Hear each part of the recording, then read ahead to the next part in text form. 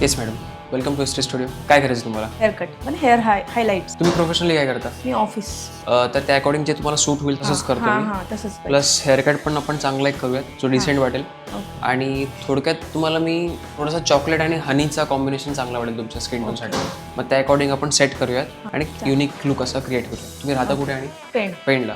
ठीक आहे, thank you so much एवढं लांबून आल्याबद्दल. करूया आपण स्टार्ट. ओके. सो आज आपलं ठरलं की त्यांना हनी प्लस चॉकलेटचं कॉम्बिनेशन आपण करणार आहे. थोडा मला डाऊट आहे की कसा कलर येईल कसा नाही, कारण काय माहिती आहे का, थोडं एंडला हिना कोटिंग पण आहे. त्यामुळे मला डाऊट येतोय की एक्झॅक्टली हनी शेड येऊ शकेल की नाही. प्रॉपरली लिफ्टिंग व्हावं हायलाइट्स थ्रू, त्यासाठी मी त्याला 40 वॉल्यूम यूज करतोय.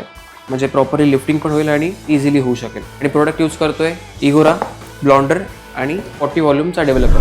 ॲक्च्युली मी हे 4 ते 5 महिन्यापासून अशी जस्ट सर्च करायचं आहे, मला कलर करायचं आहे म्हणून हे बोलत होते ना. मला अचानक ही तुमची व्हिडिओ बघितली, ठरवलं की जाणार तर एक दिवशी तुमच्याचकडे जाईन. हो, डिसेंबरमध्येच बुक करून ठेवली.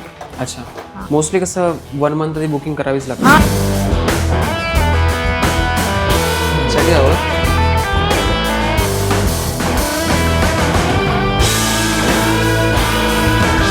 आज ॲक्च्युली ह्या कलरमध्ये -46, 6-6, 0-11, 6-50 आणि 6-60 ह्या 5 शेड वेगवेगळ्या अमाऊंटमध्ये मिक्स करून हा आपण शेड क्रिएट करतोय.